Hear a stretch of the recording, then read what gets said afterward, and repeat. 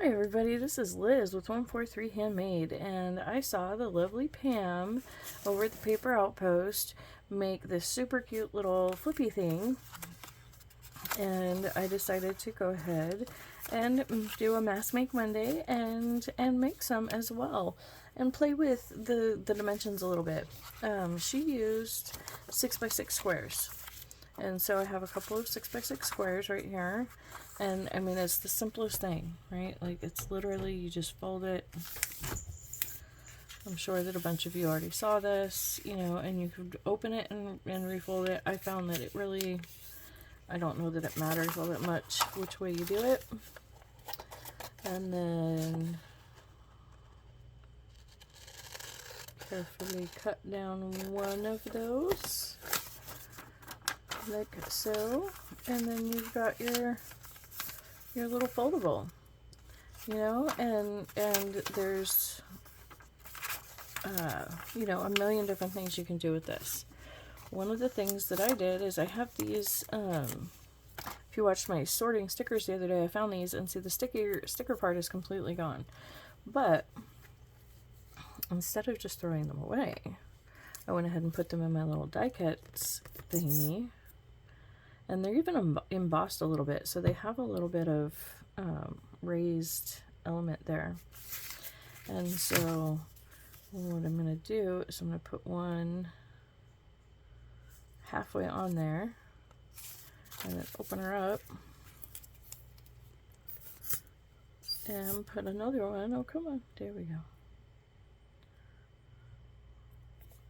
And then put another one on here. Let's see, okay, that one's right side up that way, and then you flip it up, and you want this one to be right side up this way. And see, and you could totally use just 2 stickers, 2 die cuts, 2, you know, whatever, to create your little tabby. If you even wanted a little tabby, you don't even, that's not even necessary. On this one, I did add this detail of, this was a gift tag that was actually used this year, so it has people's names on the other side. But I just glued it down because it was just too cute to just throw away, you know?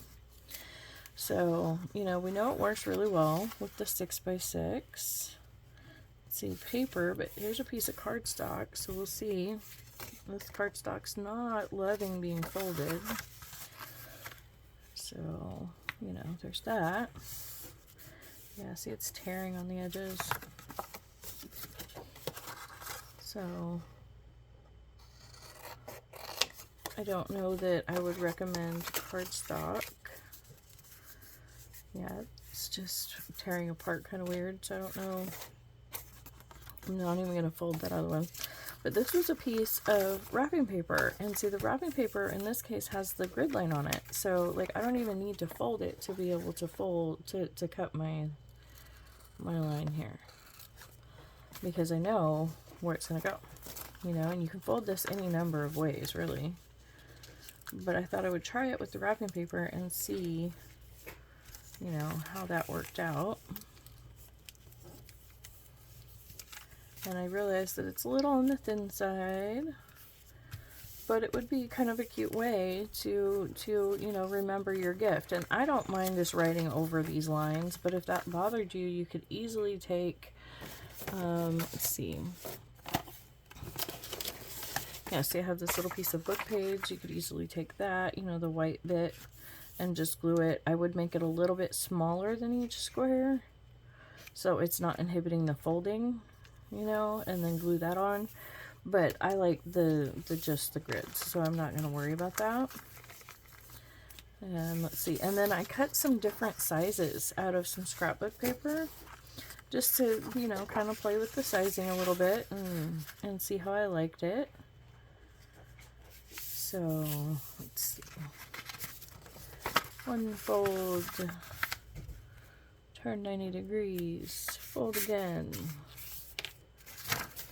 and snip.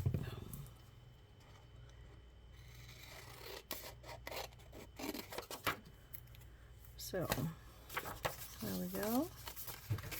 And again, you can, you know, fold these up however it works for your brain. It doesn't really, you know, there's a million different ways. You could hold it this way, so that way it opens like a book, and then down. you know, as opposed to flipping up at you. You could just fold them both like that. Well, nope, that doesn't really work. So, you know, just play with it, and I think that you'll have fun with this. I know that I did. I am, you know, I think it's a great way to add some more, you know, not really hidden, but out of sight. You know, we use the word hidden when we talk about junk journals a lot. Hidden writing space. I don't know that it's really about hiding it, because I mean, like, most people that look at the journal will know that there's something written there, right? Like, that there's probably something on that. So it's not about hidden. It's just about non-obvious. You know. Let's see here. This one's an 8-inch square, so it should fold down to roughly a 4-inch square. And I mean, that's quite a bit of space. You know, this 8-inch square of writing space. That's almost as big as an 8x10 piece of paper. You know, it's only just a little bit shorter. And with margins and everything, this gives you just as much writing space, because you don't have to follow marginal rules on a little hidden writing space like this, right? So I think that the 8x8 is definitely a good size for this. Okay, I'm going to go ahead and fold this one.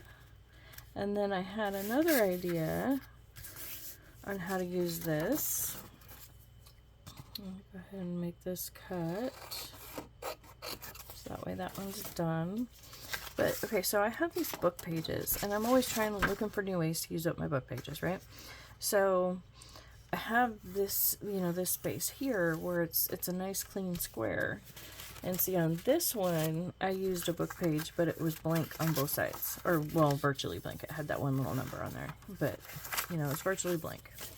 This one, however, is not blank on the far side. And so I thought we could have some fun with that. But, so this is how I get a square on anything, really. Because I do not like to measure. Whether it's, you know, book page or whatever. With the scrapbook paper, I did use my paper trimmer. But I knew what sizes I wanted, so, you know. But, so, and then we just fold it like normal. Fold it up like the regular ones. Open it, and I wasn't worried about that one diagonal crease. If you are concerned about that, then you can easily just, you know, measure it and use your paper trimmer and just cut it the one time. So, make our cut. Okay. So, oh, I made that cut in the wrong spot, didn't I? So now my number's upside down. But that's okay. That's okay. So,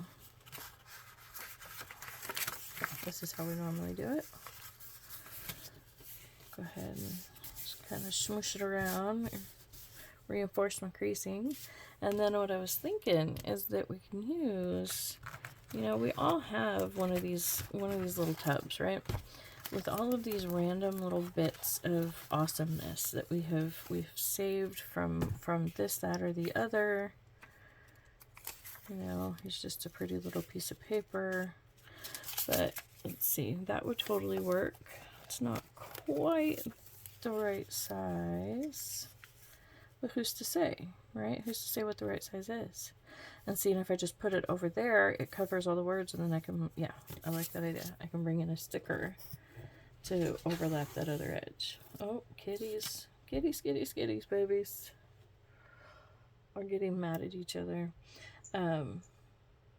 If you're new here, I have too many animals. No, I don't. I do have a lot of animals, and they do, you know, they don't all like each other, and it's interesting sometimes, to say the least. But there we go. So, and I mean, you could totally use cardstock, especially right here on this top one. I should have thought about that, because that would have helped like solidify this as the cover, you know. And then I could have used this thin sheet on the inside. But see, now we have this area here, and let's see. you know, you could totally use book page. Let's see, I have another one of those sheets, but I might use it, but not right there. This is another great place to use your leftover bits of wrapping paper. You know, I'm not even concerned with covering every square inch or even covering every single word. I just don't want it to be, because see, I know what this book is and how it came from it, and it's so not Christmas, you know. It's a sci-fi book, and I just don't want the words in this case, you know. But in some situations that wouldn't matter, you know, like if you had a Christmas book, or if you were doing whatever your theme is, you know, a nature book, a Christmas book, whatever, something that matched your theme, and those were the book pages you were using, you wouldn't even need to worry about covering up the words, unless upside down words bother you, and then, you know, you can always cover them. But there we go. I'm going to trim that off before I move on, because with a piece like this, you really kind of want to work as you go, because the way everything folds, it's just, it can get complicated if you try and work on more than one piece at a, or, you know, page at a time. Okay, and then we open it, and I think this would be a great thing to mount into a book. Have this section, glue that to the page, and so the person has to, you know, open this and open and open in order to see the message with this mounted in the book. I think that would be fun. And I think I could have actually wrapped this wrapping paper around this particular fold, and it would have been fine to cover up this paper. But let's see, we've got green on one spot, we've got that wrapping paper on another. What if we snip this guy down and do both on this page? Like so. So I hope this inspires you. The lovely Pam did an awesome job explaining it, but like my imagination just went wild, and I thought I would share it with you guys. This is, you know, I'm sure it's not her invention or mine, you know. This is just a simple fold, but it is super cute, super effective. Turns out it's a great way to use up a book page even, you know. Let's see, I want a piece that's just torn. Just torn, yeah. Let's see, like so. Actually, I'm going to put glue on here, so that way I know I get it all the way out to my edges on the piece. And again, I'm not actually putting glue out this whole time. I'm just using the nozzle to move the glue around, so it's not on my fingers quite as much. But it's still pretty much all the way out to the edge, except for where I was holding it down right here. That is the only spot. And I think it will be fine. Okay. I believe I had it something like that. You know, it's funny how you get stuff turned around.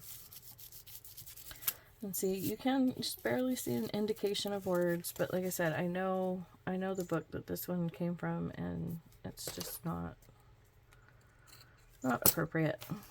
So, but yeah, so there we go. And then I did make the cut in the wrong spot. If you're going to use book page, you want to do the cut here to make your numbers be right side up. You know, because if this was the cut, then this would just be sitting down here on the page. But it's already cut. I'm not going to worry about it. I could just add a little stamp there, or, you know, any number of things to make it, you know, not a big deal, or I could just ignore it. And so, let's see. I don't have my Christmas stickers in reach, but what I will do is I'll find a Christmas sticker and I'll add that to the top here. So Thank you so much for joining me. I can't tell y'all how much I appreciate every single minute we spend together, and keep coming back. I got, I have lots of ideas, lots of things coming, and I can't wait to share it with you.